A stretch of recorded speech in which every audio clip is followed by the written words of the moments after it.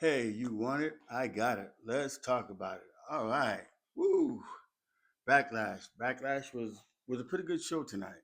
I actually liked the show. I enjoyed it. It was action packed.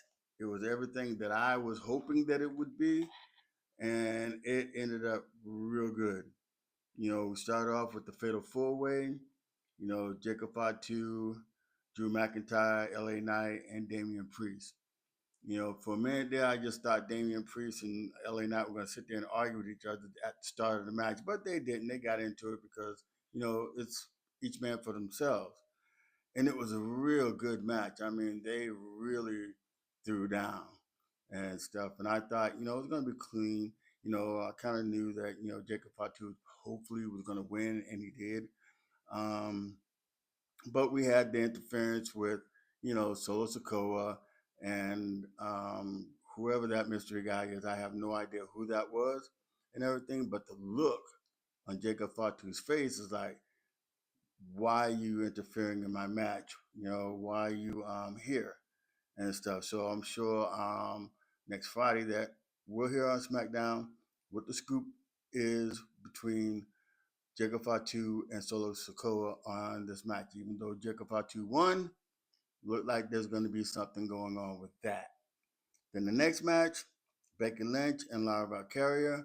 Man, that was a great match. I mean, Lara Valkyria really showed herself. And I'm sure that they're trying to elevate that Intercontinental Women's title, so it can be a big belt. So they got to doggone put it to where Lara gets known, and that the people join in with her or gravitate to her and everything. Becky Lynch, she doesn't really need a title to define who she is. She's a goat and stuff. She's the man, so doesn't need a title to solidify herself. And glad to see that Lara Valkyria retained the title. It was a good match, even though she broke her nose. She hit the middle ring post and stuff, and she hit her face first and planted her nose and broke her nose. So I hopefully that she's all right from that, but she'll probably won't be in the ring for a while or have a mask on, depending on how severe the break is and stuff. And then we have Penta versus Dom Mysterio. And again, I am surprised by what Dom Mysterio did. He actually did real well in the ring. I mean, Dom really showed up and showed out. I like, some of the moves that he did and everything. Man, it was great.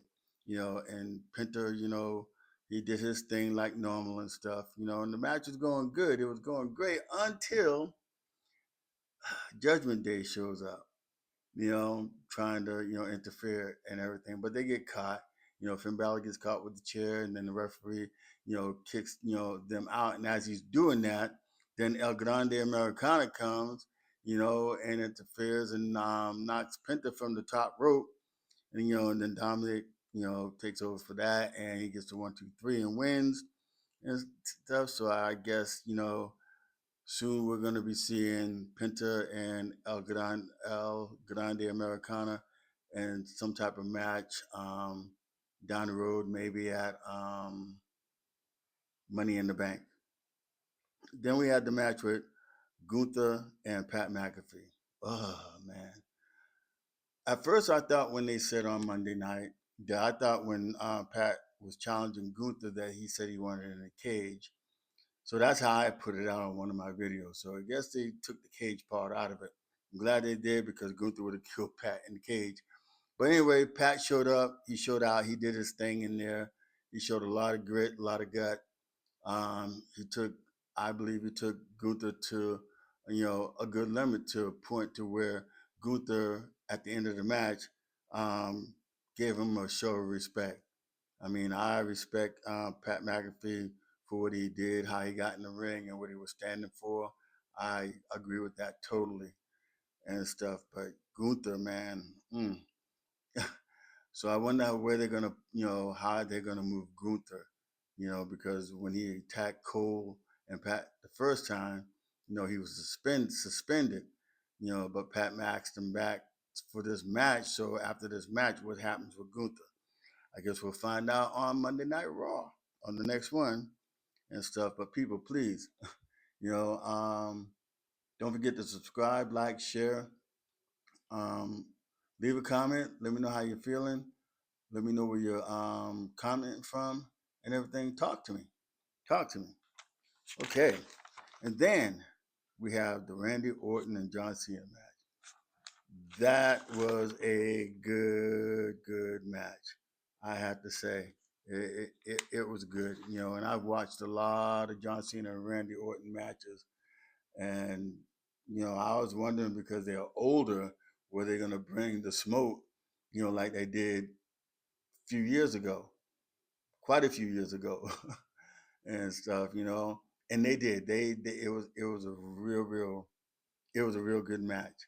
Um, you know, uh, but there's always going to have to be something that's done in the match. So the first referee gets laid out. Okay.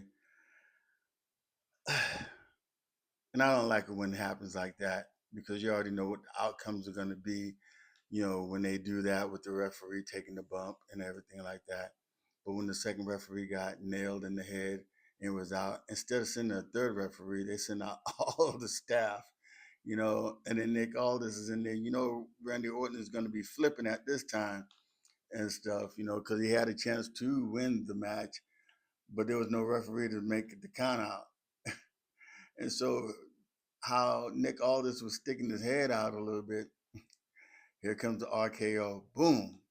And then everybody else gets RKO. I think he did 7 or 8 RKOs straight.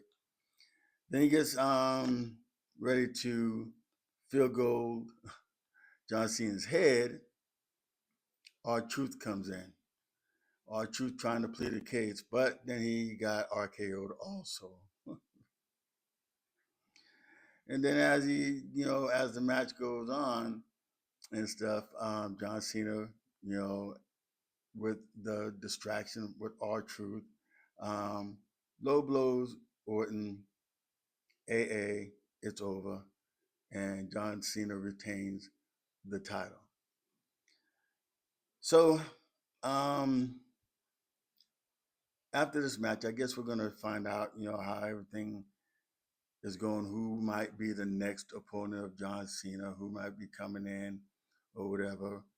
But with that situation with Jacob Fatu and Solo Sikoa, it's going to go into something.